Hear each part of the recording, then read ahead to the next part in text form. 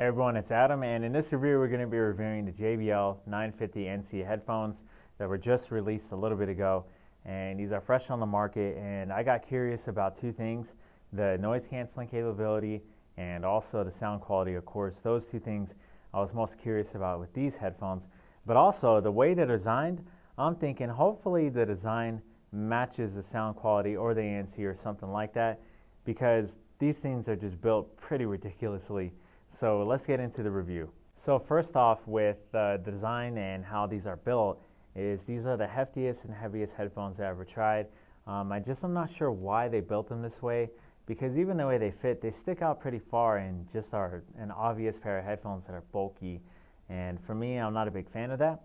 And the way they fit overall is they do have comfy ear pads, but because of the weight of these, you kind of notice your head wobble a little bit if you come from the Bose 700s or the QC35s, the PXC 552s, etc. Headphones that are considered all-day comfort headphones, like JBL is trying to promote these as.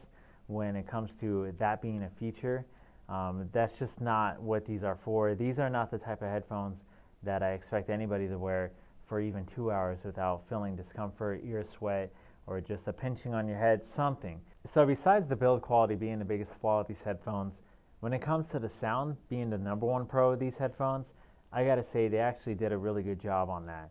And with the bass boost feature and just everything they're trying to implement, with having it very equalized and the fact that you can actually go into the app and adjust settings yourselves, and how much they're trying to push for you to use these headphones for great music quality if you really want to jam out, I think is what they did right in marketing these and what they actually made them for. Now, I really do listen to a lot of different genres of music. I mean, you name it, I probably listen to some type of genre within it. There's only very few genres I don't listen to, but I gotta say, when it comes to the equalization of these headphones without messing with the app or anything like that, they did a really good job at just balancing, knowing what to emphasize with the bass boost without it sounding overpowering. There's some headphones I've even had from Audio-Technica that I just haven't reviewed yet, where I feel like if you are wanting that bass, it just overpowers everything to where you basically just have headphones that rumble. And that's not what these do. These actually really, really make you feel like you're listening to studio quality headphones. So I give them an A+ on that. There was nothing high pitching or screeching on the highs. And when it comes to the mids, they're not mid heavy to where you get that same experience where you just feel like something's out of whack with them. I just actually had a very pleasant experience listening to them, and that's the best way I can put it. The adaptive noise canceling is just good enough to block lower frequencies, softening conversations, things like that. Cars driving by, AC units, doors opening and closing, maybe footsteps if you live in an apartment complex where that's really noisy, people in the hallway kind of thing. It's going to do that, just things that are distant from you that you hear at a low level anyway, but it's not going to do anything to where you're going to notice a drastic difference if you're listening to an audiobook or podcast.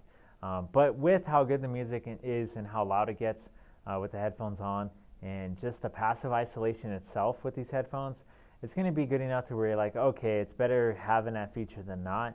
But I think with the hardware is why I'm kind of having a gripe, where if you guys are going to build headphones this bulky and this big, you could have at least done an active noise canceling feature to these. Now, on the box it said crystal clear calls, so let's get into a microphone test and see how they do. All right, mic test 1 2, mic test 1 2 of the JBL Club 950NC headphones in a quiet environment. Now we're going to test it with ambient noise in the background as if you were in a coffee shop or in a public place, just to see how well they do if you're going to try to take a professional call or something. Test 1 2, test 1 2. I kind of wish there was a side tone feature or a self-voice feature.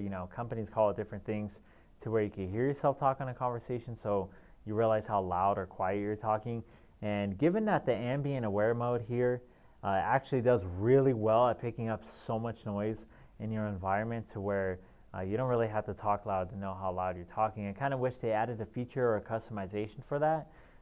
Given that it really is loud when you add the ambient aware, it kind of enhances things a little bit too much. So I wish they could adjust that, or that they could have added at the phone calls so you can have a more comfortable experience so you're not talking too loud. Now I'm going to get into the quick start guide and just quickly show what these headphones have to offer. Obviously, if you don't download the app, you miss out on a ton of features. But if you want to pause it right here, these are the button commands. And the thing I like about the button commands with these headphones is the bass boost and the talk through ANC on off. They're not really hard to press these buttons. I mean, you do have to press it pretty firmly, but it's not dissatisfying. It's not hard to where you feel like you're moving the headset. And even when it comes to the Google Assistant, Alexa, depending on what setting you have it on with your headphones, that works really well too, except for on an iOS device. With the iOS device, I noticed when I downloaded the Google Assistant app, it just didn't function flawlessly like it would on Android, unfortunately. But hey, that's just the way it goes. I mean, you got to work with the main operating system. But when it comes to Bixby, Siri, or others, holding the play pause for 2 seconds worked really well, so that's a good alternative. Ambient aware and talk through, obviously I explained that you can do it with the app as well.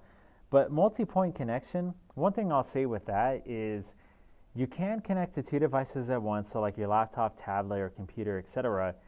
But you have to pause whatever you're listening to first, even when an incoming call is coming in. It didn't work seamlessly. Unlike the Bose 700s or the PXC 552s, those higher end models, flawless. It just connected right away. But for some reason with these, you have to just kind of pause or stop what you're doing for the headphones to kind of just go, oh, okay, I guess you're not really using this device right now. You probably want to use something else, or we'll get back to it when you continue your media or music. So it's good that it's there, but it's not the best I've tried. Also, it shows you the LED behaviors and just the charging. So 15 minutes gets you 2 hours, and it takes 2 hours to fully charge these. So yeah, that's the quick start guide. I really like the buttons and just really like how they feel. I don't have any complaints on that, but again, these are just built really, really hefty, and they may be able to fold inside the case and everything, but still, that's a pretty big pair of headphones. So would I recommend these headphones at $249, and do I think they're overall worthwhile? If it wasn't for the build quality and the discomfort and just how bulky and hefty these are, I would say yes. I wish so bad that they basically took the form factor of the 650NC headphones and just added the upgrades that these offers. So these are slightly better, but almost just as comparable in noise canceling as those headphones. And the only features I would say I think are better on these are the bass boost and the ambient aware modes. But other than that, you know, it's just kind of like a refresh, and they wanted to take what I feel like those have and just add a couple of features to it and just give it a new design and say it was a major upgrade. When for me, I just think they tried a little too hard, is the best way I can explain it. Because the number one pro of these headphones is the sound quality. These are really just good for that hour that you need to really just be zoned in the music for and just really block out the world the best you can with some noise canceling. These are just great for the music. But overall at $249, I think there's better options out there. The 650NC headphones from JBL or even the 450BTs, because those have noise canceling features and those have a little bit better microphones for calls, at least the 450BTs do, and everything else is kind of comparable, except for that bass boost and ambient aware. Other than that, I can't really think of why they would have had to been so dramatic with the design of these. So I would give these a pass compared to those two headphones and maybe some others I just can't think of right off the bat. I think JBL did a good try on these, but I don't know. We'll see what they come out with next, or maybe I might try their Club 1 headphones. Maybe those are slightly better, but those are definitely more expensive too. So that's my review on these headphones, and I hope this was helpful. I look forward to seeing you guys on the next one. Thank you for watching.